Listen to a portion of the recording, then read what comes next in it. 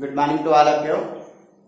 पिछले क्लास में हम लोग chapter number 8 solution of system of linear equation का मैट्रिक्स मेथड देख रहे थे। आज हम लोग solution of system of linear equation का क्रैमर्स रूल देखेंगे कि वो सिस्टम ऑफ लीनियर इक्वेशन जो रहता है उसको क्रैमर्स रूल्स के द्वारा कैसे सॉल्व कर सकते हैं। क्या है क्रैमर्स रूल? चलिए आगे बढ़ते हैं। देखिए मान लीजिए कि अगर सिस्टम ऑफ लीनियर इक्वेशन ले, जैसे हो गया a1x plus b1y plus c1z equal to d1, a2x plus b2y plus c2z equal to d2 और a3x plus b3y plus c3z equal to d3। ये तीन लीनियर इक्वेशन है, उससे एक सिस्टम बना। इसको सॉल्व करने का क्रैमर्स रूल क्या है? सिंबल यहाँ पे समझना मोस्ट इंपॉर्टेंट है। देखिए डेल्टा, डेल्टा का मतलब होता है डिटर्मिनेंट। डेल्टा का मतलब होता है डिटर्मिनेंट। तो डिटर्मिनेंट इसका क्या होगा? a1 a2 a3 b1 b2 b3 c1 c2 c3। ये डेल्टा का मतलब हो गया। डेल्टा 1, देखिए डेल्टा वन का मतलब फर्स्ट कॉलम वाले को एक कांस्टेंट से रिप्लेस कर देना है। देखिए ये फर्स्ट कॉलम है, फर्स्ट कॉलम के स्थान पे एक कांस्टेंट लिखना है। कितना हो जाएगा? d1 d2 d3, फिर बाकी जो जैसे लिखा हो b1 b2 b3 c1 c2 c3। Delta two का मतलब सेकेंड कॉलम वाले को रिप्लेस करना है और डेल्टा 3 का मतलब थर्ड कॉलम वाले को रिप्लेस करना है। तो डेल्टा 2 का मतलब सेकेंड कॉलम में एक कांस्टेंट रख दीजिए। कितना हो जाएगा? d1 d2 d3 और इसमें जो लिखा हुआ a1 a2 a3, ये आपका हो गया c1 c2 c3। डेल्टा 3 का मतलब थर्ड कॉलम वाले को कांस्टेंट से रिप्लेस करना है। क्या हो जाएगा? फर्स्ट कॉलम वाले को लिखिए a1 a2 a3 b1 b2 b3 और ये थर्ड कॉलम वाले को एक कांस्टेंट से रिप्लेस करना है d1 d2 d3। इस प्रकार से डेल्टा ये माना गया लेफ्ट। डेल्टा का मतलब डिटर्मिनेंट होता है। तो डेल्टा 1 स्पेशल सिंबल है डेल्टा 1, इसको डेल्टा x भी लिख सकते हैं। डेल्टा 1 का मतलब क्या हुआ कि फर्स्ट कॉलम वाले को कांस्टेंट से रिप्लेस करना। डेल्टा 2 का मतलब सेकेंड कॉलम वाले को कांस्टेंट से रिप्लेस करना, ये कांस्टेंट। और डेल्टा 3 का मतलब थर्ड कॉलम वाले को कांस्टेंट से रिप्लेस करना। अब देखिए इसके आगे मान लीजिए हम लोग शुरू में डेल्टा 1 लेते हैं। डेल्टा 1 का वैल्यू क्या है? d1 d2 d3 b1 b2 b3 c1 c2 c3। d1 d2 d3 का वैल्यू पुट कीजिए। d1 का वैल्यू इतना, d2 का वैल्यू इतना और d3 का वैल्यू इतना। Putting value of d1 d2 d3 put कीजिए। पुट कीजिएगा d1 के स्थान पे पुट कीजिए a1x plus b1y plus c1z। d2 का स्थान पे a2x plus b2y plus c2z और ये हो जाएगा a3x प्लस b3y और प्लस c3z। और बाकी सबको जैसे लिखा b1 b2 b3 c1 c2 c3। अब इसमें डिटर्मिनेंट का कुछ प्रॉपर्टीज अप्लाई कीजिए। देखिए प्रॉपर्टीज अप्लाई करते हैं। यहाँ पे b1 लिखा हुआ है, यहाँ पे b1 है लेकिन साथ में y है, b2 b2 b3 b3 लेकिन साथ में सबका y है। तो इसको y से गुणा करके इसमें घटा दीजिए। उसी प्रकार से यहाँ c1 c2 c3 c1 c2 c3 लेकिन इसमें z है और इसमें z नहीं है, तो इसको z से गुणा करके घटा के देखें, कुछ रिजल्ट आपको अच्छा सा मिलेगा। कितना हो जाएगा? ऑपरेशन लिखिए c1 equal to c1 minus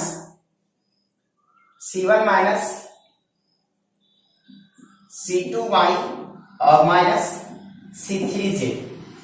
चलिए घटाइए।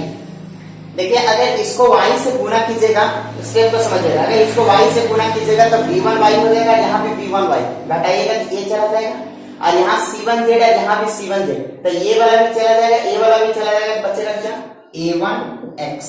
इसमें गुना कीजिएगा तो b2y चल जाएगा और c2z चल जाएगा, क्या बचेगा a2x और यहाँ बचेगा a3x और बाकी फिर b1 b2 b3 c1 c2 c3 इस प्रकार से आपका बचेगा। अब देखिए ये पूरे C1 में से x कॉमन मिल रहा है, x अगर कॉमन ले लीजिएगा तो आपका बचेगा क्या, यहाँ बचेगा a1 a2 a3 b1 b2 b3 c1 c2 c3।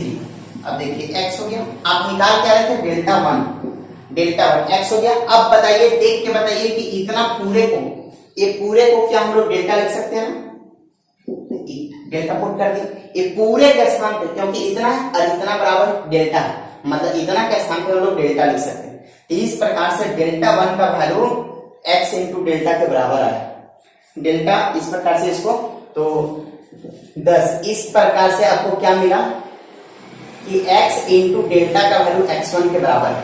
तो उसी प्रकार से आप क्या लिख सकते हैं, y इंटू डेल्टा का वैल्यू y1 के बराबर होगा और आपका यहाँ पे होगा डेल्टा वन, ये डेल्टा वन हो गया तो ये क्या होगा डेल्टा टू और z इंटू डेल्टा का वैल्यू किसके बराबर होगा डेल्टा थ्री के बराबर। ये है क्रैमर्स रूल का रिजल्ट, ये है क्रैमर्स रूल का रिजल्ट। अब इस पे कुछ स्पेशल डिस्कशन करते हैं केस वन। अगर पहला केस ले लेते हैं केस वन, अगर केस वन मान लीजिए कि वे अगर delta does not equal to zero, delta का वैल्यू अगर जीरो के बराबर नहीं हुआ, मान लेते हैं केस वन में कि अगर डेल्टा का वैल्यू जीरो के बराबर नहीं हुआ, देखिए अगर ये डेल्टा का वैल्यू जीरो के बराबर नहीं हुआ देन x इक्वल टू क्या हो जाएगा, सोचिए x इक्वल टू क्या होगा, अगर ये जीरो के बराबर नहीं तो इसे डिवाइड कर सकते हैं, तो x इक्वल टू हो जाएगा delta one by delta, y बराबर कितना हो जाएगा डेल्टा टू बाई डेल्टा और z बराबर कितना होगा delta three by delta.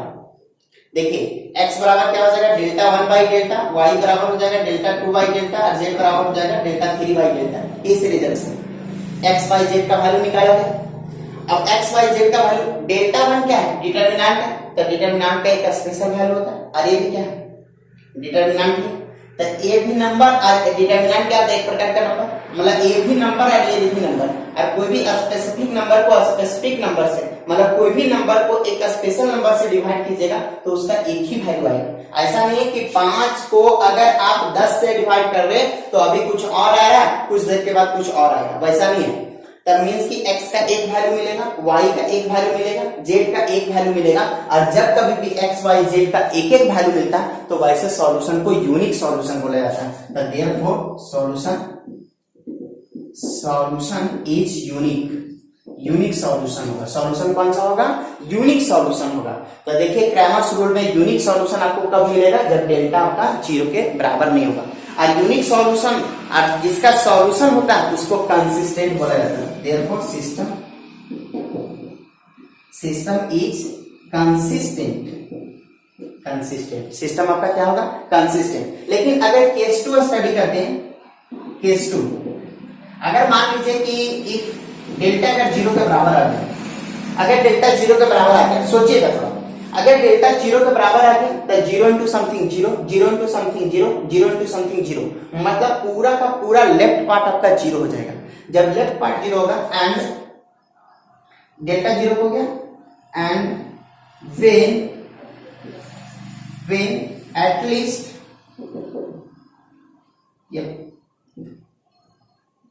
all delta 1 delta 2 delta 3 are not zero।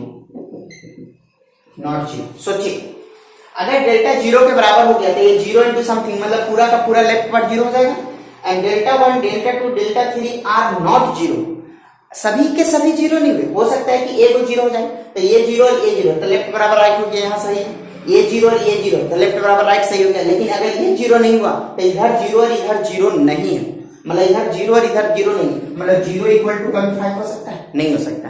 तो इस केस में आपका नो सॉल्यूशन होगा। नो सॉल्यूशन कब होगा जब डेल्टा जीरो हो जाए और डेल्टा 1 डेल्टा 2 डेल्टा 3 तीनों का वैल्यू में कम से कम एक वैल्यू जीरो के बराबर नहीं। वही लिखा हुआ कि when all delta 1 delta 2 delta 3 are not zero, मतलब एक जीरो हो जाए चलेगा, कोई दिक्कत नहीं, दो जीरो हो जाए, लेकिन सभी के सभी जीरो ना, तीनों का तीनों जीरो नहीं होगा तब का केस ये बता रहे कि अगर तीनों का तीनों जीरो नहीं होगा, जैसे एक जीरो हो गया, पहला दूसरा जीरो हो गया, तीसरा जीरो नहीं, पहला भी जीरो नहीं हुआ, दूसरा भी जीरो नहीं हुआ, तीसरा भी जीरो नहीं, मतलब सभी के सभी अगर जीरो नहीं हुआ तो उस केस में आपका नो सॉल्यूशन होगा, नो सॉल्यूशन। और नो सॉल्यूशन मींस की इनकंसिस्टेंट, दैट इज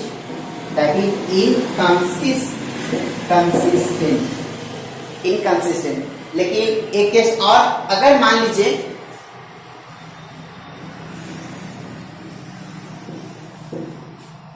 इसी का व्हेन केस 2 का ही, when all delta 1 delta 2 delta 3 are 0, ये डेल्टा जीरो होने के साथ साथ डेल्टा जीरो हो गया, और डेल्टा जीरो होने के साथ साथ डेल्टा 1 भी जीरो हो गया, डेल्टा 2 भी जीरो हो गया, डेल्टा 3 भी जीरो हो गया, मतलब दैट इज डेल्टा 1 का वैल्यू भी जीरो, डेल्टा 2 का वैल्यू भी जीरो, और डेल्टा 3 का वैल्यू भी जीरो, ये तीनों का तीनों जीरो हो गया। डेल्टा जीरो होने के साथ साथ डेल्टा 1 भी जीरो, डेल्टा 2 भी जीरो, डेल्टा 3 भी जीरो हो गया। अगर सभी के सभी जीरो हो गया तो सोचिए, एक डेल्टा तो जीरो है तो जीरो इंटू समथिंग जीरो, और डेल्टा 1 भी जीरो, तो जीरो बराबर जीरो, मतलब एक्स का कुछ भी वैल्यू लीजिएगा तो भी ये ट्रू है, ए भी जीरो है, ए भी जीरो, मतलब वाई का कोई भी वैल्यू लीजिएगा ट्रू है, और ये भी जीरो है, ये भी जीरो, तो जेड का कोई भी वैल्यू लीजिएगा तो ये ट्रू है। तो लेफ्ट बराबर राइट, मतलब एक्स का कुछ भी वैल्यू ले लीजिए तो इससे साफ पता चलता है कि एक्स के इनफिनाइट वैल्यू लेने के बाद भी ये इक्वेशन सेटिस्फाइड कर रहा है, इस केस में आपका इनफिनाइट सॉल्यूशन देगा। तो therefore system has infinite solution, that is ये भी कंसिस्टेंट होगा, सॉल्यूशन मींस की कंसिस्टेंट। तो क्रैमर्स रूल क्या है सो देख लीजिए। क्रैमर्स रूल मींस की यहाँ पे देखिए डेल्टा मींस की डिटरमिनेंट, डेल्टा 1 का मतलब फर्स्ट कॉलम वाले को कांस्टेंट से रिप्लेस करना, 2 का मतलब सेकंड कॉलम वाले को, और 3 का मतलब थर्ड कॉलम वाले को। तो क्रैमर्स रूल के अनुसार x इंटू डेल्टा का वैल्यू डेल्टा 1 के बराबर आता है, y इंटू डेल्टा का वैल्यू डेल्टा 2 के बराबर आता है, और z इंटू डेल्टा का वैल्यू डेल्टा 3 के बराबर आता है। अगर डेल्टा का वैल्यू जीरो के बराबर नहीं हुआ तो आपका यूनिक सॉल्यूशन मींस की कंसिस्टेंट होगा, और अगर डेल्टा जीरो के बराबर हो गया और तीनों जीरो के बराबर नहीं हुआ तो आपका नो सॉल्यूशन। लेकिन डेल्टा जीरो के बराबर हो गया, डेल्टा जीरो के बराबर होने के साथ साथ अगर ये तीनों फिर से पूरा का पूरा जीरो हो गया तो वो आपका इनफिनाइट सॉल्यूशन देगा। यही है क्रैमर्स रूल।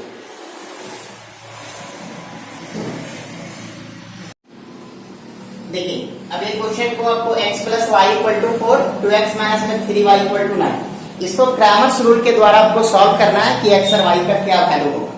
तो देखिए सबसे पहले क्रैमर्स रूल के द्वारा, बाय क्रैमर्स रूल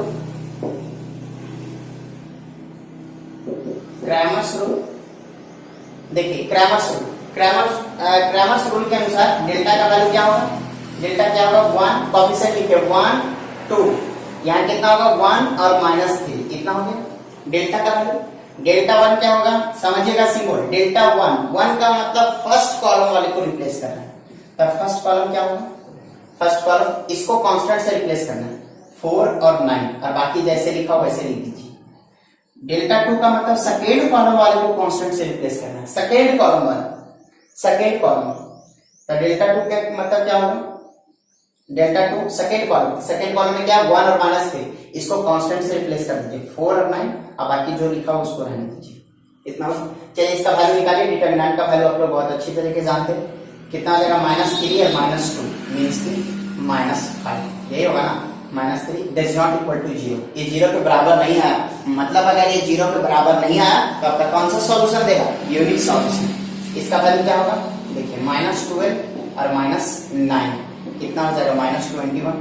इसका वैल्यू क्या होगा 9 और -8 मींस की 1, ठीक है। -12 -9 -21 9 -8, ठीक है। तो देयरफॉर अब अगर ये डेल्टा का वैल्यू 0 के बराबर नहीं हुआ मींस की यूनिक सॉल्यूशन देगा, और यूनिक सॉल्यूशन का फॉर्मूला क्या होता है, डेल्टा इक्वल टू क्या होगा, x इक्वल टू क्या होगा, x equal to delta 1 by delta, और y इक्वल टू कितना होगा डेल्टा 2 बाई डेल्टा। तो x इक्वल टू कितना होगा डेल्टा 1 का वैल्यू कितना -21 और बाई डेल्टा का वैल्यू कितना है -5 और y इक्वल टू कितना हो जाएगा डेल्टा 2 का वैल्यू कितना 1 डेल्टा 2 का वैल्यू 1 और डेल्टा का वैल्यू कितना है डेल्टा का वैल्यू कितना हो गया -5। इस प्रकार से ये कैंसिल हो जाएगा तो x इक्वल टू कितना हो जाएगा 21 बाई 5 और y इक्वल टू कितना हो जाएगा -1/5। इस प्रकार से आपका x और y का वैल्यू निकल गया। स्टेप को समझिएगा, x और y का वैल्यू कैसे निकाला गया। सबसे पहले डेल्टा का वैल्यू मींस की डिटरमिनेंट डेल्टा 1 का मतलब फर्स्ट कॉलम वाले को ये कांस्टेंट से रिप्लेस करना, सेकंड वाले को कुछ नहीं करना, 2 का मतलब सेकंड वाले को करना, फर्स्ट वाले को कोई रिप्लेसमेंट नहीं करना। तो अगर ये डेल्टा का वैल्यू 0 के बराबर नहीं आया मींस कि ये आपका यूनिक सॉल्यूशन देगा। यूनिक सॉल्यूशन मींस कि x का एक वैल्यू और y का एक वैल्यू। इस प्रकार से x और y का वैल्यू निकल गया। अब देखिए 3 इक्वेशन में इसका वैल्यू देखते हैं। 3 इक्वेशन जैसे गिवन 2x माइनस में y plus 3z equal to 9 और x plus y plus z equal to 6 और x माइनस में y plus z equal to आपका 2। अब देखिए, अब आपको इसको सॉल्व करना है। ये आपका सिस्टम ऑफ लीनियर इक्वेशन दे दिया, इसको क्रैमर्स रूल के द्वारा सॉल्व करना। मैट्रिक्स मेथड से भी सॉल्व कर सकते हैं, लेकिन आपको क्रैमर्स रूल के द्वारा सॉल्व करना है। तो देयरफॉर देखिए डेल्टा का वैल्यू लिखिए। डेल्टा का वैल्यू क्या होगा, देखिए डेल्टा का वैल्यू कोएफिशिएंट लिखिए 2 1 1, यहाँ कितना होगा -1 1 -1 3 1 1। ये हो गया डेल्टा का वैल्यू। डेल्टा 1 का वैल्यू क्या होगा 1। डेल्टा 1 का मतलब फर्स्ट कॉलम वाले को कांस्टेंट से रिप्लेस करना है। तो फर्स्ट कॉलम में लिखे 9 6 2। डेल्टा 2 का मतलब सेकंड कॉलम में लिख दीजिए 9 6 2 और डेल्टा 3 का मतलब थर्ड कॉलम में। थर्ड कॉलम कितना होगा 9 6 2। कितना हो गया। अब बाकी जो लिखा हुआ सो लिख दीजिए। फर्स्ट कॉलम छोड़ को लिख दीजिए -1 1 -1 3 1 1। इसमें फिर लिखे फर्स्ट कॉलम क्या है 2 1 1 3 1 1। इसमें लिखे 2 1 1 -1 1 -1। अब इसका वैल्यू निकालेगा। डिटरमिनेंट को एक्सपेंड करने को बहुत अच्छी तरीके से जानते हैं। प्लस माइनस प्लस, चलिए प्लस के साथ इसको एक्सपेंड कीजिए। 90 डिग्री पे रख दीजिएगा ऐसे कितना होगा 1 और माइनस फार्मूला का -1 मतलब +1। फिर ये माइनस और -1 मींस कि +1 कितना हो जाएगा। इसको 90 डिग्री पे रखिएगा कितना होगा 1 और -1। फिर +3 प्लस माइनस +3 ऐसे रख दीजिए ऐसे कितना होगा -1 और -1। कितना बचेगा ये 2 × 2 +1 × 0 +3 × -2 कितना हो जाएगा रिजल्ट आपका 4। ये 0 हो जाएगा 4 माइनस में 6 मींस की -2 आएगा। डेल्टा 1 का वैल्यू देखिए। डेल्टा 1 का वैल्यू क्या होगा 9 को लीजिए 90 डिग्री पे रख दीजिए कितना होगा 1 और ये +1। फिर ये +1 हो जाएगा 90 डिग्री पे रख दीजिए ऐसे और ऐसे कितना होगा 6 -2 और फिर +3 इसको ऐसे रख दीजिए कितना होगा -6 और -2। कितना रिजल्ट हो जाएगा 9 × 2 और +1 × 4 और +3 × -3 कितना हो जाएगा 9 दूनी 18 और कितना होगा 4 कितना हो गया देखिए 24 में 4 गया -20 मींस की -2। डेल्टा 2 का वैल्यू क्या होगा। डेल्टा 2 का वैल्यू निकालिए। ये 2 को लीजिए इधर से रख दीजिए 90 डिग्री पे 6 -2 -9 ऐसे रख दीजिए ऐसे कितना होगा 1 -1 और +3 ऐसे रख दीजिए कितना होगा 2 माइनस में 6। तो ये रिजल्ट हो जाएगा 2 × 4 -9 × 0 +3 × -4 ना 2 - 6 मींस की -4। ठीक है कितना हो जाएगा 8 हो जाएगा। ये 0 हो जाएगा और ये -12 ना कितना हो जाएगा -4। डेल्टा 3 का वैल्यू क्या होगा। डेल्टा 3 का वैल्यू निकालिए। डेल्टा 3 इसको प्लस के साथ दीजिए 2 90 डिग्री पे रख दीजिए कितना होगा 2 और +6 फिर +1 हो जाएगा देखिए आपका रिजल्ट इधर किधर गया, इसको 92 और प्लस 6, फिर माइनस और माइनस प्लस 1 ऐसे ढक दीजिएगा। इसका कितना हो जाएगा 2 और माइनस 6 और फिर प्लस 9 हो जाएगा, ऐसे ढक दीजिएगा। कितना होगा -1 और -1, तो रिजल्ट कितना होगा 2 इंटू 8 और प्लस 1 इंटू -4 और प्लस 9 इंटू -2, कितना हो जाएगा 16 माइनस में 4 और माइनस 18, कितना हो जाएगा 18 और 4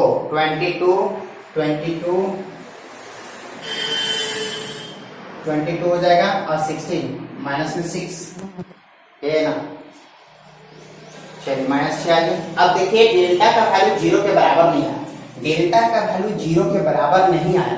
अगर ये डेल्टा का वैल्यू 0 के बराबर नहीं आया तो आपका कौन सा सॉल्यूशन देगा, ये यूनिक सॉल्यूशन देगा। तो देयरफॉर x इक्वल टू कितना हो जाएगा डेल्टा 1 बाई डेल्टा, और डेल्टा 1 का वैल्यू कितना है, डेल्टा 1 का वैल्यू आप डेल्टा 1 का वैल्यू -2 और बाई डेल्टा का वैल्यू कितना है -2 ना, कितना हो जाएगा 1, y का वैल्यू कितना हो जाएगा डेल्टा 2 बाई डेल्टा, और डेल्टा 2 का वैल्यू कितना है, डेल्टा 2 का वैल्यू -4 और बाई डेल्टा का वैल्यू कितना है, डेल्टा का वैल्यू -2 कैंसिल हो जाएगा 2 टाइम्स में, और z का वैल्यू कितना होगा डेल्टा 3 बाई डेल्टा, और डेल्टा 3 का वैल्यू कितना -6 और इसका वैल्यू -2, कितना हो जाएगा 3। इस प्रकार से x का वैल्यू आपका 1, y का वैल्यू 2 और z का वैल्यू 3। ये आपका क्रैमर्स रूल है। सिस्टम ऑफ लीनियर इक्वेशन को सॉल्व करने का यही है क्रैमर्स रूल। डेल्टा का वैल्यू लिखिए पहले, डेल्टा मींस की डिटरमिनेंट, डेल्टा 1 का मतलब फर्स्ट कॉलम वाले को कांस्टेंट से रिप्लेस कीजिए, डेल्टा 2 का मतलब सेकंड कॉलम वाले को ये कांस्टेंट से रिप्लेस कीजिए, और डेल्टा 3 का मतलब थर्ड कॉलम वाले को कांस्टेंट से रिप्लेस कीजिए। अगर डेल्टा का वैल्यू 0 के बराबर नहीं आता, डेल्टा का वैल्यू 0 के बराबर नहीं आता तो आपका कौन सा सॉल्यूशन मिलेगा, यूनिक सॉल्यूशन।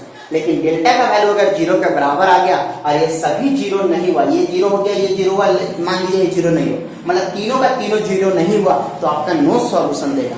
लेकिन अगर ये तीनों का तीनों 0 हो गया, ये तीनों फिर से 0, इसको 0 होने के बाद अगर ये तीनों फिर से 0 हो गया तो आपका इनफाइनाइट सॉल्यूशन देगा।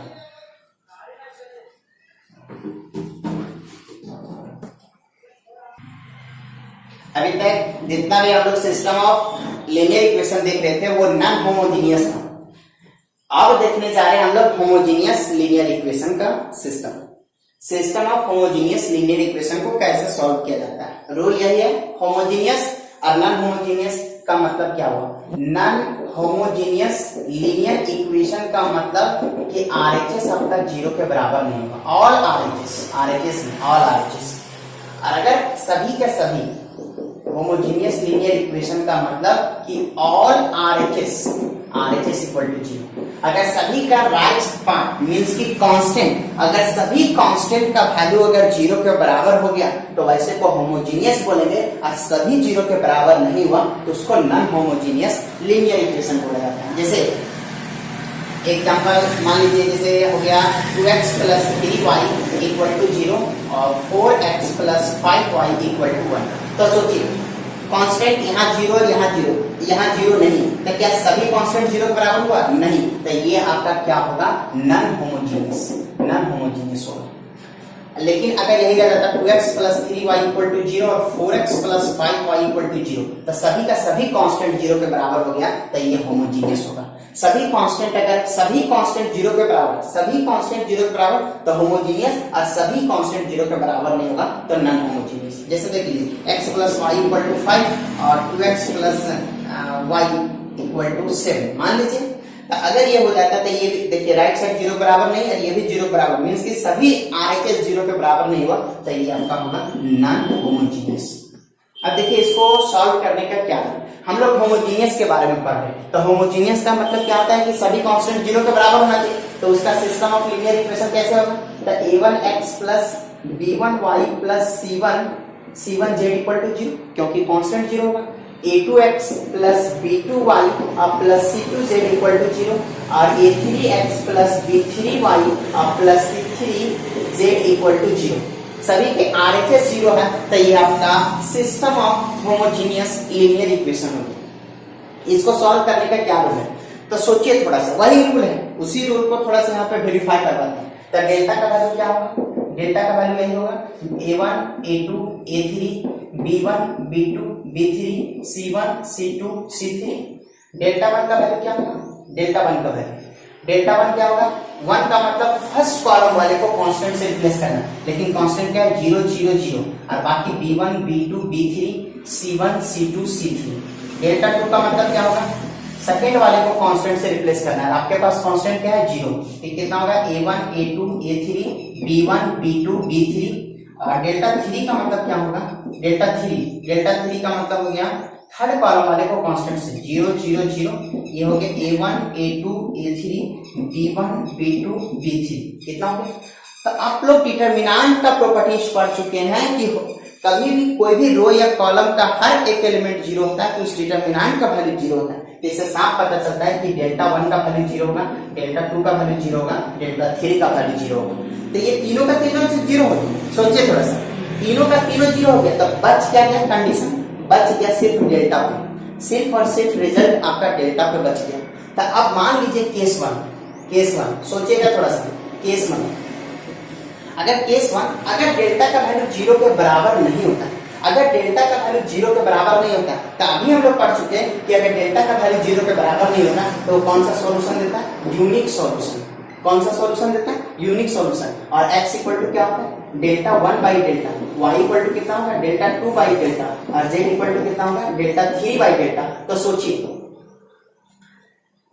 आपका, अब डेल्टा वन, अब देखिए डेल्टा वन, तो डेल्टा वन का वैल्यू कितना है 0, और डेल्टा का वैल्यू 0 के बराबर नहीं, तो 0 बटा समथिंग 0, ये भी कितना हो जाएगा 0 और ये भी 0 हो जाएगा। तो देखिए अगर डेल्टा का वैल्यू 0 के बराबर नहीं होता तो वो आपका यूनिक सॉल्यूशन देगा, और उस केस में, होमोजेनियस के केस में x का वैल्यू भी 0 और y का वैल्यू भी 0 और z का वैल्यू भी 0, और जब कभी सभी x y z का वैल्यू 0 हो जाता है तो इस प्रकार के सॉल्यूशन को ट्रैवल सॉल्यूशन बोला जाता है। तो ये यूनिक सॉल्यूशन का नाम यहाँ पे बदल जाएगा, ट्रैवल सॉल्यूशन कहलाएगा। कौन सा सॉल्यूशन कहलाएगा, ट्रैवल सॉल्यूशन। तो होमोजेनियस के केस में ट्रैवल सॉल्यूशन कब आएगा, जब डेल्टा का वैल्यू 0 के बराबर नहीं होगा तब।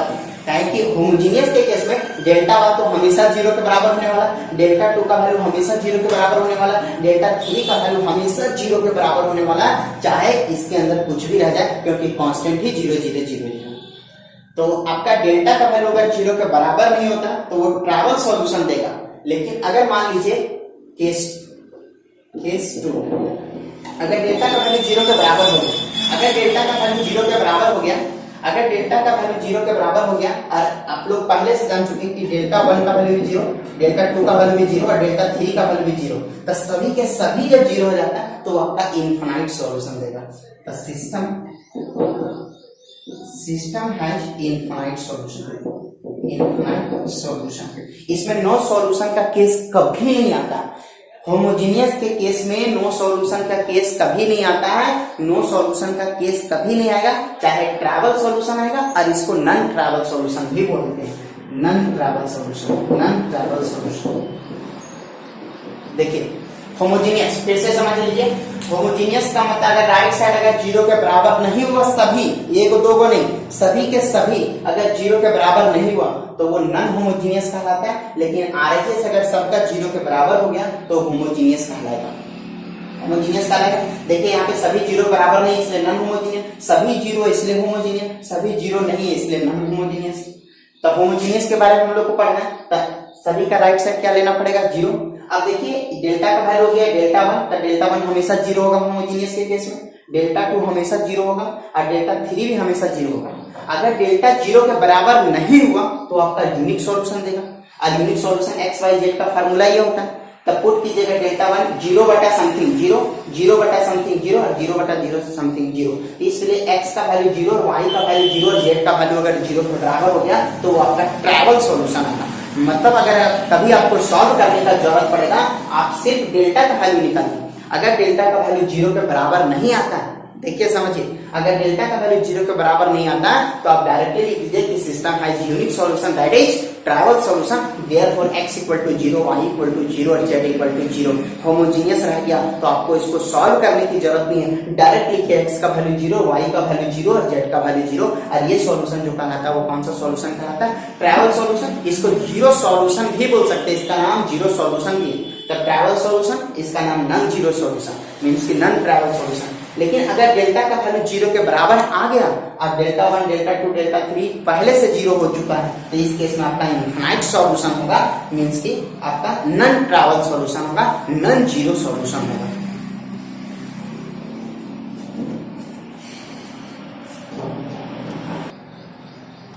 देखिए क्वेश्चन नंबर 8.2 एक्सरसाइज का क्वेश्चन नंबर 4। अभी जो क्वेश्चन बताया गया था उसे क्वेश्चन नंबर 1 2 3 पूरा बन जाएगा। क्वेश्चन नंबर 4 भी वही है। देखिए गिवन क्या लिखा हुआ है 3x plus 9y equal to 5 और यहाँ पे लिखा हुआ है 9x plus 27y equal to 10। ये आपका इसका बताना determine whether the following system of equation has no solution, unique solution और इनफाइनाइट नंबर ऑफ सॉल्यूशन। आपको सिर्फ इसका नेचर बताना है कि इसके पास कैसा सॉल्यूशन है। नो सॉल्यूशन का केस है कि यूनिक सॉल्यूशन है कि मेनी सॉल्यूशन, मींस कि इनफाइनाइट सॉल्यूशन। तो सबसे पहले डेल्टा का वैल्यू लिखें। डेल्टा क्या होगा? देखिए 3 9 9 27 कितना हो गया। डेल्टा 1 का वैल्यू क्या होगा? कांस्टेंट। डेल्टा 1 का वैल्यू कांस्टेंट, 1 का मतलब फर्स्ट कॉलम से रिप्लेस कीजिए, कितना हो जाएगा 5 और 10 और बाकी 9 और 27 और डेल्टा 2 कितना होगा? डेल्टा 2 आपका हो जाएगा सेकंड को रिप्लेस कीजिए 5 और 10 और यहाँ पे कितना होगा 3 और 9। चलिए इसका वैल्यू कितना होगा 27 इंटू 3 81 माइनस 81 इक्वल टू 0। अगर ये 0 के बराबर हो गया सोचिए तो इससे साफ पता चला कि इसके पास यूनिक सॉल्यूशन होने वाला नहीं है, चाहे नो सॉल्यूशन होगा चाहे मेनी सॉल्यूशन होगा, इनफाइनाइट सॉल्यूशन। चलिए अब इसके बाद अगर डेल्टा 1 का वैल्यू निकाले, अब अगर डेल्टा 1 का वैल्यू निकालते डेल्टा 2 का वैल्यू कितना होगा 27 गुने 5 20 बचे 100 और 7 बचे 35 135। ठीक है और ये कितना हो जाएगा 90।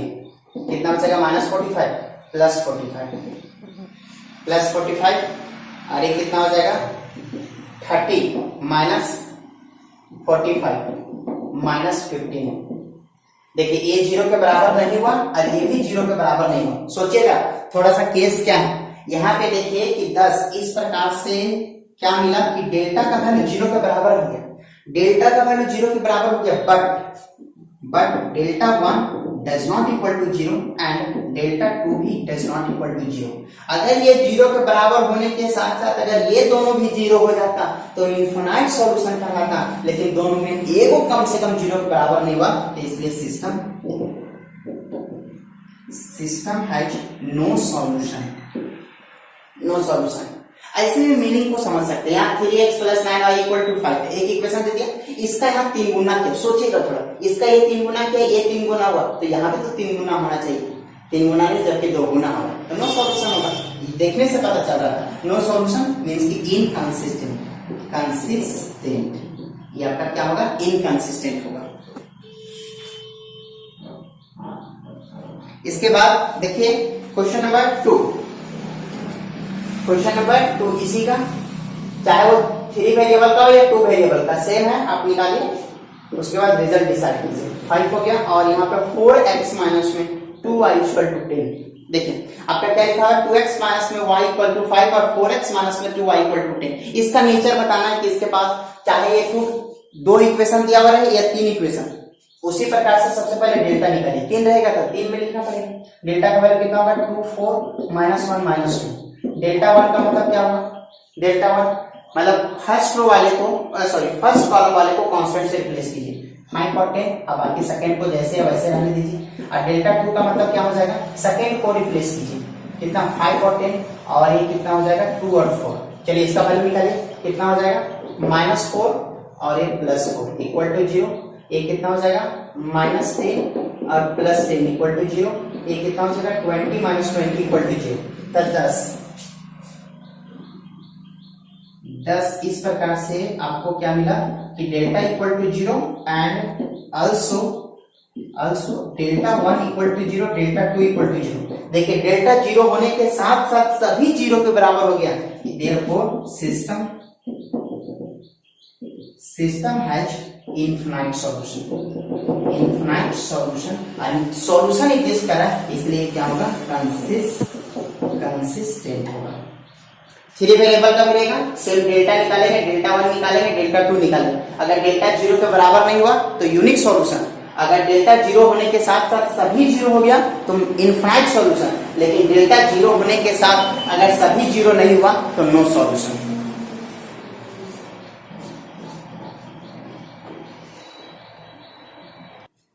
देखिए क्वेश्चन नंबर 5 आपका ये दिया हुआ। सबसे पहले आप क्वेश्चन देखने के बाद डिसाइड कीजिए कि क्या ये होमोजीनियस है कि नॉन होमोजीनियस।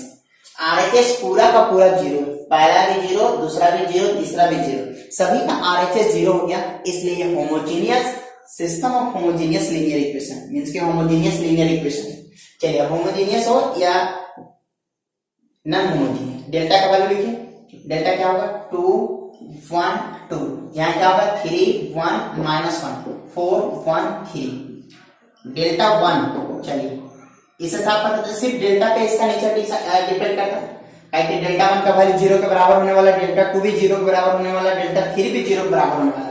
तो डेल्टा का वैल्यू निकालिए। डेल्टा का वैल्यू क्या होगा, ऐसे 90 डिग्री पे रख दीजिए, कितना होगा 3 + 1, डिटरमिनेंट आप लोग बहुत अच्छी तरीके से जानते हैं, इसको ऐसे रख दीजिए 90 डिग्री पे, कितना होगा 3 - 2 और +4, इसको रख दीजिए, कितना हो जाएगा -1 और -2, 2 × 4 -3 × 1 +4 × -3, कितना हो जाएगा 8 -3 और माइनस कितना हो जाएगा 12,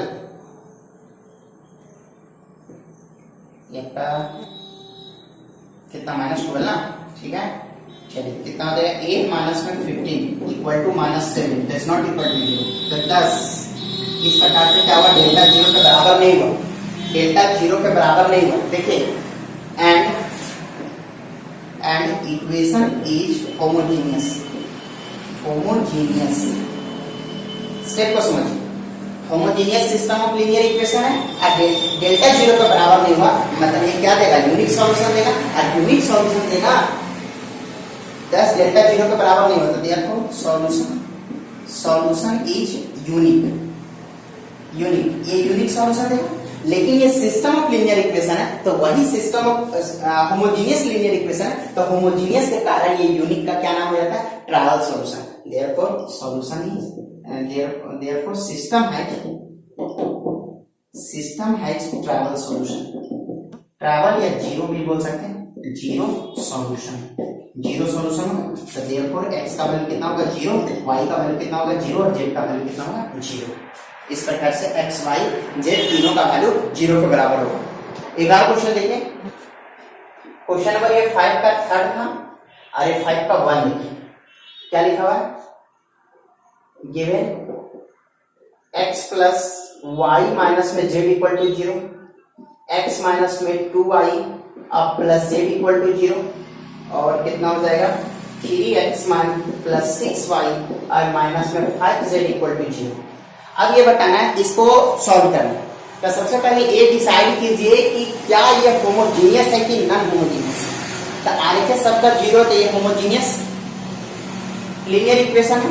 चलिए तो सबसे पहले डेल्टा का वैल्यू निकालिए। होमोजीनियस में सबसे पहले डेल्टा का है कि इसका नेचर सिर्फ डेल्टा पे डिपेंड करता है। अगर डेल्टा 0 के बराबर नहीं हुआ तो ट्रैवल सॉल्यूशन, और डेल्टा 0 के बराबर हो गया तो नॉन ट्रैवल सॉल्यूशन, और नॉन ट्रैवल का मतलब इनफाइनाइट सॉल्यूशन।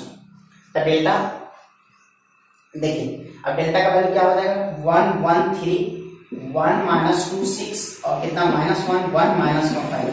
चलिए इसका डिटरमिनेंट निकालिएगा 1 90 डिग्री पे रख दीजिए, कितना होगा 10 माइनस में 6 माइनस में 1, इसको ऐसे रख दीजिए, कितना हो जाएगा माइनस में 5 और -3, है ना, ठीक है ना। चलिए फिर -1 इसको 90 डिग्री पे रख दीजिए, कितना हो जाएगा 6 और प्लस 6 प्लस 6, ठीक है 1 और ये कितना बचेगा 4 और माइनस में 1 इंटू -8 -1 इंटू 12, ठीक है ना। चलिए 4 प्लस 8 माइनस में 12 माइनस 12 इक्वल टू 0, तो 10। इस प्रकार से क्या हुआ कि डेल्टा 0 के बराबर हो गया। अगर डेल्टा 0 के बराबर हो गया, डेल्टा 0 के बराबर हो गया एंड सिस्टम इज होमोजीनियस, ये 0 के बराबर होने के साथ सिस्टम आपका होमोजीनियस है, तो देयरफॉर it has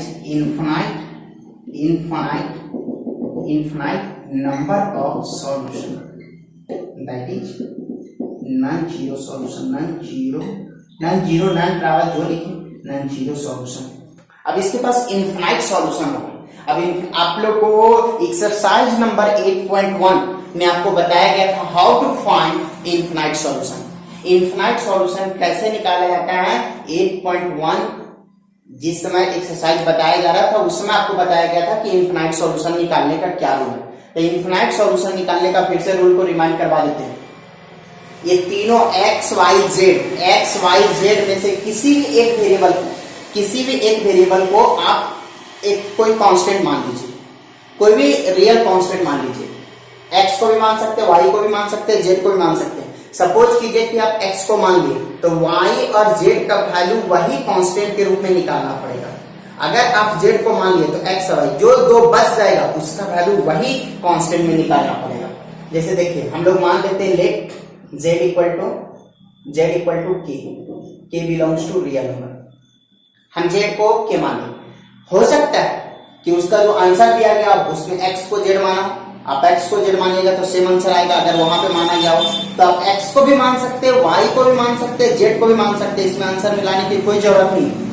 z को अगर हम लोग k मान लिए तो देयरफॉर अगर z को मान लिए तो इक्वेशन किसमें चेंज रहेगा, x प्लस वाई, ये माइनस z इधर आ जाएगा प्लस z, और z को क्या लिख सकते हैं k, और यहाँ पे कितना हो जाएगा x माइनस में 2y इक्वल टू कितना हो जाएगा k, ये होगा ना माइनस के होगा। हम पहला और दूसरा को लिए आप किसी भी दो को ले सकते हैं क्योंकि अब आपके पास दो ही वेरिएबल बचा। तीन वेरिएबल बचता तो तीन इक्वेशन को सॉल्व करते थे, लेकिन मेरे पास दो ही वेरिएबल बचा तो इसलिए आप पहला दूसरा को भी ले सकते हैं, दूसरा तीसरा को भी ले सकते हैं, पहला तीसरा को भी ले सकते हैं, किसी भी दो को ले सकते हैं। अब ये दोनों इक्वेशन को सॉल्व कीजिए, इसको इक्वेशन 1 इसको 2 मानिए। आप सॉल्व कीजिएगा तो आप क्या हो जाएगा, सॉल्व कीजिए तो आप इसको डायरेक्ट घटा दीजिए, घटाइए माइनस एक प्लस हो जाएगा और एक प्लस हो जाएगा, एक कैंसिल हो जाएगा, कितना हो जाएगा 3y इक्वल टू कितना हो जाएगा k और k 2k, तो y इक्वल टू कितना हो जाएगा 2k बाई 3, y का वैल्यू निकल गया। आप चाहते तो y का वैल्यू यहाँ पर पुट कर दीजिए, x का वैल्यू निकल जाएगा फ्रॉम 1, चलिए 1, तो x इक्वल टू कितना हो जाएगा k माइनस में y, तो x इक्वल टू कितना हो जाएगा k माइनस में 2k बाई 3, तो x इक्वल टू कितना हो जाएगा 3k माइनस में 2k बाई 3, तो x इक्वल टू कितना हो जाएगा k बाई 3, तो 10। इस प्रकार से आपको क्या मिला, x का वैल्यू क्या है k बाई 3,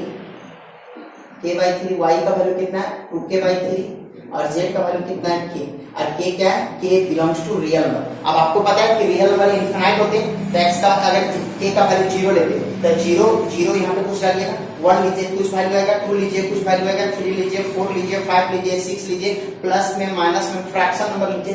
इस प्रकार से k का इनफाइनाइट वैल्यू हो सकता है, तो उस केस में x y z का भी इनफाइनाइट वैल्यू होगा। तो ये आपका सॉल्यूशन जो कहलाएगा वो कौन सा सॉल्यूशन कहलाएगा, इनफाइनाइट सॉल्यूशन कहलाएगा। तो ये तो हम लोग को पहले से पता चल चुका था कि इनफाइनाइट सॉल्यूशन क्यों आएगा, क्योंकि डेल्टा 0 के बराबर आ गया। अगर ये डेल्टा 0 के बराबर नहीं आता तो ट्रैवल सॉल्यूशन कहलाता, और x का वैल्यू भी 0 होता है, y का वैल्यू भी 0 होता है, और z का वैल्यू भी 0 के बराबर ही होता है।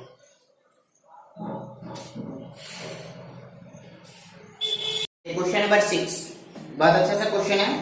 Find the value of lambda for which the homogeneous system of linear equation has non trivial solution, find the solution. देखिए आपको ये बताना है कि लैम्डा का क्या वैल्यू हो जाए ताकि इसके पास नॉन ट्रैवल सॉल्यूशन। तो अभी हम आपको बता दें होमोजेनियस के केस में अगर डेल्टा का वैल्यू अगर 0 के बराबर नहीं हुआ, डेल्टा का वैल्यू 0 के बराबर नहीं हुआ तो ये ट्रैवल सॉल्यूशन देता है, और अगर डेल्टा का वैल्यू 0 के बराबर हो गया तो ये नॉन ट्रैवल सॉल्यूशन देता है, नॉन ट्रैवल सॉल्यूशन। तो आपको बोला जा रहा है कि लैम्डा का क्या वैल्यू लिया जाए ताकि इसके पास नॉन ट्रैवल सॉल्यूशन आ जाए। तो यहाँ पे लिखेंगे for non trivial solution, non trivial solution delta equal to क्या होगा 0, डेल्टा 0 के बराबर होगा तभी इसके पास नॉन ट्रैवल सॉल्यूशन, और यहाँ पे नॉन ट्रैवल मींस कि इनफाइनाइट सॉल्यूशन। तो देखिए डेल्टा का वैल्यू 0 के बराबर कीजिए तो डेल्टा क्या होगा 2 2 7 3 माइनस में 1, 2 2 7 3 माइनस में 1, यहाँ लैम्डा, और यहाँ कितना होगा -2 3 माइनस 1 इक्वल टू 0। अब इस डिटरमिनेंट को सॉल्व करके लैम्डा का वैल्यू निकालते हैं, सॉल्व कीजिए 2 को प्लस के साथ लीजिए, 90 डिग्री का ढक दीजिए, ऐसे ऐसे कितना हो जाएगा 1 माइनस में 3 लैम्डा, और फिर -3 को माइनस के साथ लीजिए, कितना हो जाएगा -2 21, और ये -2 हो जाएगा, ऐसे ऐसे ढक दीजिए, कितना हो जाएगा 2 लैम्डा और +7 इक्वल टू 0, कितना होगा गुना कीजिए, 2 माइनस में 6 लैम्डा ना, ठीक है, कितना हो जाएगा -3 इंटू -23, है ना, ठीक है, फिर कितना हो जाएगा -4 लैम्डा और ये -14 इक्वल टू 0, कितना हो जाएगा, सबको कैलकुलेट कीजिए, ये आपका लैम्डा दो ही जगह -10 लैम्डा, और ये कितना हो जाएगा +2 प्लस 46, नहीं सॉरी 3 से गुना करना ना, 69 और माइनस में 14 इक्वल टू 0, -10 लगा और प्लस कितना हो जाएगा 2, और ये आपका घट जाएगा, कितना बचेगा 5, और आपका 5 कितना होगा, ठीक है, 9 में 4 गया 5 और 6 में 1 गया 5, ठीक है, कितना हो जाएगा, इसको इधर ले आए, 10 लैम्डा इक्वल टू कितना हो जाएगा 57, तो लैम्डा इक्वल टू कितना होगा 57/10, लैम्डा इक्वल टू आपका 57/10, तो यहाँ पे देखिए सबसे पहले क्या है कि ये आपका होमोजेनियस दिया तो बोल रहा था कि लैम्डा का क्या वैल्यू लिया जाए ताकि इसके पास नॉन ट्रैवल सॉल्यूशन है, और नॉन ट्रैवल तभी आएगा जब डेल्टा का वैल्यू 0 बराबर, तो डेल्टा का वैल्यू 0 के बराबर किए, सॉल्व किए, तो लैम्डा का वैल्यू 57/10 आया, तो 57/10 पुट कीजिएगा कि इसके पास नॉन ट्रैवल सॉल्यूशन आएगा, और होमोजेनियस के केस में नॉन दो ही सॉल्यूशन होता है, एक ट्रैवल और एक होता है नॉन ट्रैवल। ट्रैवल का मतलब जीरो सॉल्यूशन, मतलब x का वैल्यू भी जीरो, y का वैल्यू भी जीरो, z का वैल्यू भी जीरो, और नॉन ट्रैवल का मतलब होता है इनफिनाइट सॉल्यूशन। अब इसके बाद बोलता है कि इसका सॉल्यूशन भी निकाल के दिखाइए, मींस कि आपको इनफिनाइट सॉल्यूशन निकालना है, तो सबसे पहले पुटिंग वैल्यू ऑफ लैम्डा का वैल्यू पुट कीजिए। अगर लैम्डा का वैल्यू पुट कीजिएगा, लैम्डा का वैल्यू पुट कीजिएगा, क्या हो जाएगा, पुट कीजिए, तो 2x प्लस 3y माइनस में 2z इक्वल टू 0, और 2x माइनस में y plus 3z equal to 0, और ये क्या हो जाएगा, लैम्डा का वैल्यू पुट कीजिएगा तो 7x प्लस 57/10 y माइनस में z इक्वल टू 0, इसको सिंप्लीफाई कीजिए, 10 एलसीएम लेके उधर फेंक दीजिए, कितना हो जाएगा 70x प्लस 57y और माइनस में 10z इक्वल टू 0। इस प्रकार से आपका एक केस ऑफ इक्वेशन, दूसरा इक्वेशन, तीसरा इक्वेशन। अब इन तीनों इक्वेशन को सॉल्व करके आपको इनफिनाइट सॉल्यूशन निकालना है। तो अभी हम आप लोग को क्वेश्चन नंबर 5 का 1 बताएं, वो भी इनफिनाइट सॉल्यूशन था। तो इनफिनाइट सॉल्यूशन निकालने के लिए क्या करेंगे, किसी भी x y z में से किसी भी एक को कांस्टेंट मान लेंगे। मान लीजिए अगर z को कांस्टेंट मान लेते हैं, z को अगर कांस्टेंट मान लेते हैं और k belongs to real number, तो x का वैल्यू निकालेंगे k के रूप में और y का वैल्यू निकालेंगे k के रूप में। तो ये आपका जो सॉल्यूशन कहलाएगा वो आपका कौन सा सॉल्यूशन कहलाएगा, इनफिनाइट सॉल्यूशन कहलाएगा।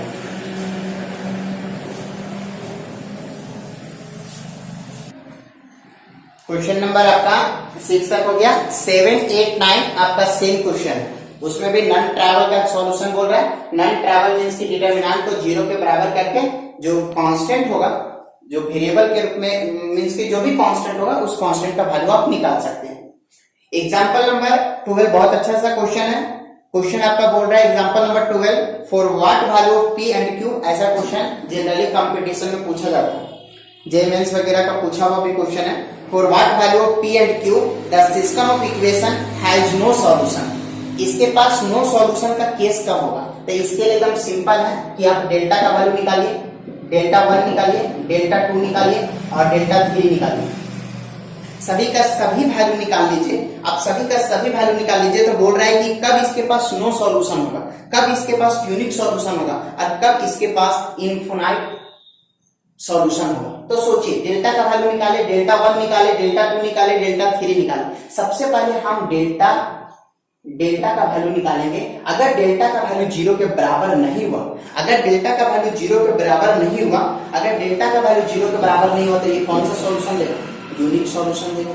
तो यूनिक सॉल्यूशन, तो यहाँ पे आपको यहाँ पे पी आर क्यू लिखा हुआ, तब पी आर क्यू के रूप में आपको वैल्यू मिल जाएगा पी आर क्यू के रूप में। जैसे यहाँ पे क्या लिखा हुआ, p माइनस में 2 और q माइनस में 3 डज नॉट इक्वल टू 0। तो ये डज नॉट इक्वल टू 0 कब होगा, जब डज नॉट इक्वल टू, जब p का वैल्यू 2 के बराबर नहीं होगा और q का वैल्यू 3 के बराबर नहीं होगा। क्या कि जैसे 2 हो जाएगा तो 0 टू समथिंग 0 कर देगा, और ये अगर 3 हो गया तो 3 में 3 गया 0 टू समथिंग 0 कर देगा। तो अगर p का वैल्यू 2 के बराबर नहीं होगा और q का वैल्यू 3 के बराबर नहीं होगा, तो ये जो सॉल्यूशन देगा p और q का क्या वैल्यू होगा, सो मतलब नहीं है, p 2 के बराबर नहीं और q 3 के बराबर नहीं होगा, तो जो भी सॉल्यूशन आएगा वो कौन सा सॉल्यूशन देगा, यूनिक सॉल्यूशन देगा, यूनिक सॉल्यूशन देगा। अब उसके बाद केस 2 अगर आप बोल सकते हैं, आपके पास में बच गया नो सॉल्यूशन, और नो सॉल्यूशन का केस बच गया, और एक आपका इनफिनाइट सॉल्यूशन का केस बच गया।